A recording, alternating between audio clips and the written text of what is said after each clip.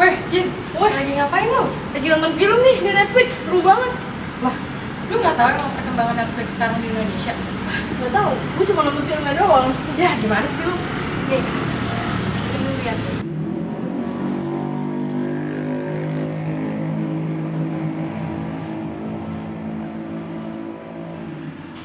Tentang Netflix sekarang di Indonesia. Halo semuanya, kali ini kita akan membahas tentang Netflix sebagai media massa global. Netflix merupakan salah satu penyedia layanan media streaming digital yang berasal dari California. Netflix menyediakan beberapa program film dan televisi, termasuk beberapa program yang dibuat sendiri oleh Netflix. Perkembangannya pun sangat luar biasa. Sejak Januari 2016, Netflix telah hadir di lebih dari 190 negara dengan mengeluarkan 126 original seriesnya. Terhitung sejak Juli 2018, Netflix juga telah memiliki 130 juta pelanggan dengan raupan keuntungan sebesar 1,2 miliar. Selain itu, Netflix juga mempunyai jangkauan yang sangat luas, khususnya di wilayah Asia. Hal itu terjadi karena tingginya populasi di Asia yang menjadi peluang yang tepat untuk Netflix dapat berkembang. Salah satu pasar yang cukup ramai di Asia adalah Indonesia. Pengguna bisa menikmati paket langganan dengan fasilitas yang bermacam-macam, seperti basic, standard, dan juga premium. Setelah memilih jenis paket langganan, pengguna bisa membayar dengan Visa, Mastercard, dan juga American Express. Kemudian, pilih dari jenis film yang disukai. Genre film yang bisa dipilih juga bermacam-macam. Ada action, anime, klasik, dan yang lainnya. Berdasarkan survei yang kami lakukan, 53,8% berlangganan Netflix dan sisanya tidak berlangganan karena Netflix berbayar. Meski banyak yang sudah puas, legalitas Netflix di Indonesia masih belum jelas. Pemerintah dianggap tidak mempunyai alasan yang jelas mengenai pemblokiran Netflix. Sekarang, mari kita dengar pendapat dari Ibu Lestari Nurhayati sebagai pengamat media.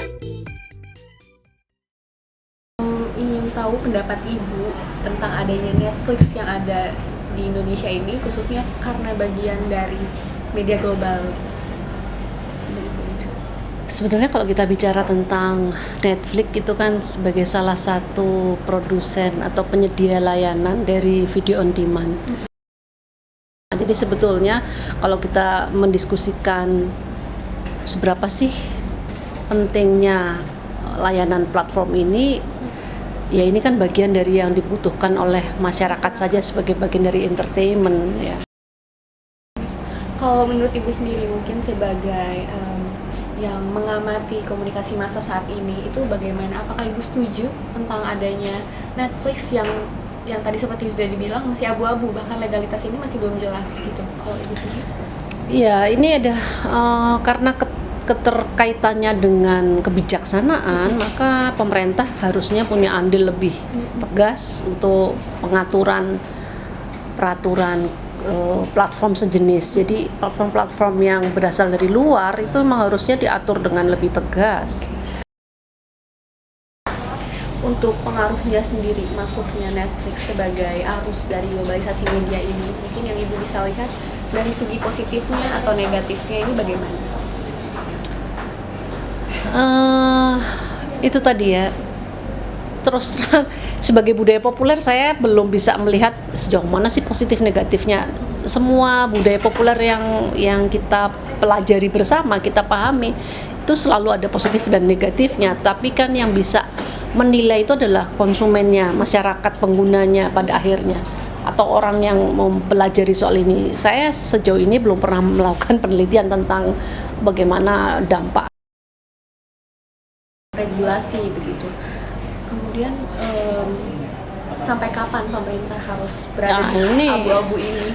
Sebetulnya tugasnya bukan pemerintah dan DPR lagi, pada akhirnya yang masyarakat semua yang harus terlibat, termasuk teman-teman mahasiswa harus berani menyuarakan kepentingannya.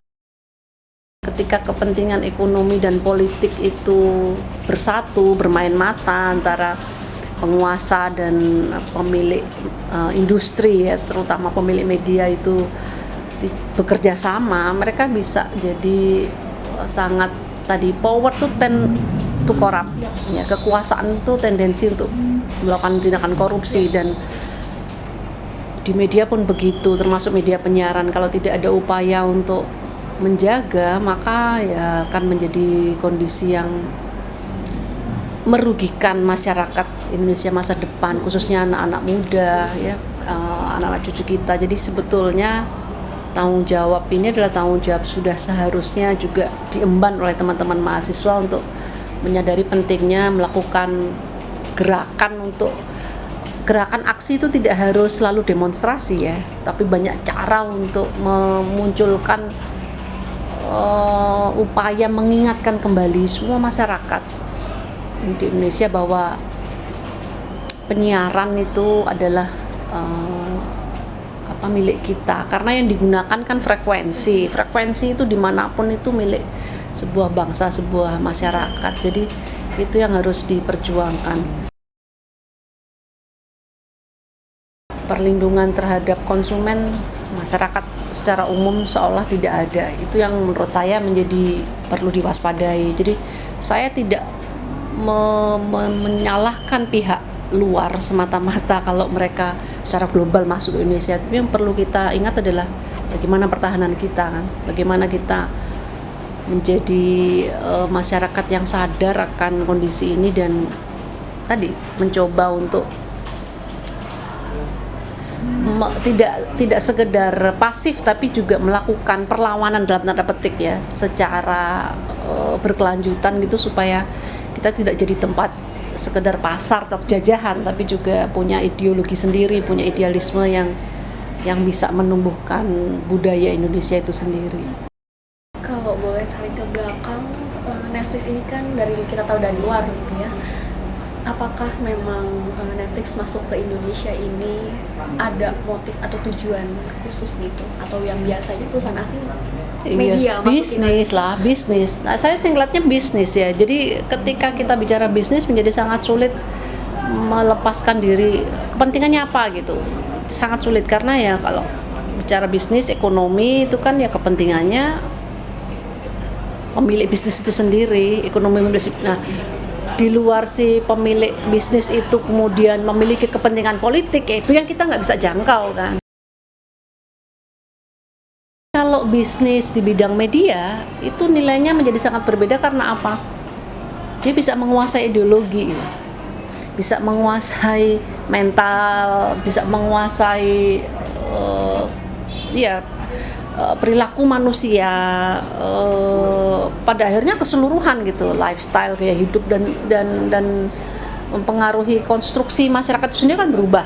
Ketika media kita mengalami perubahan, itu akan berubah. Karena bagaimanapun juga media itu kan bagian dari budaya. Jadi kan saya percaya gini loh, bahwa setiap media itu dipengaruhi oleh budaya. Setiap budaya itu juga akan mempengaruhi media. Sebaliknya, kedua hal ini itu akan mempengaruhi perilaku atau perubahan hidup sosial seseorang, mempengaruhi perubahan hidup masyarakat, ya seluruh anggota masyarakat atau sebuah bangsa. Jadi tautannya menjadi sangat lebih dalam gitu, tapi orang tidak melihat. Menurut Maxwell, konten yang diimpor dari luar negeri juga bentuk dari media massa global, tidak terkecuali Netflix. Meski begitu, Netflix dapat menyebabkan adanya imperialisme budaya media, yaitu ketidakseimbangan konten media massa yang merusak otonomi budaya. Dampak tersebut masuk melalui proses transnasionalisasi media yang disebut jalur multilateral. Sebuah negara menyebarkan kontennya ke beberapa negara lain tanpa penonton spesifik. Dengan begitu, kepentingan bisnis bisa dijalankan. Media mempengaruhi budaya masyarakat dan budaya juga mempengaruhi media. Oleh karena itu, pemerintah perlu cepat dalam pembuatan regulasi. Masyarakat juga dituntut berperan aktif dalam pembuatan kebijakan yang ada. Sekian dari kelompok kami. Terima kasih.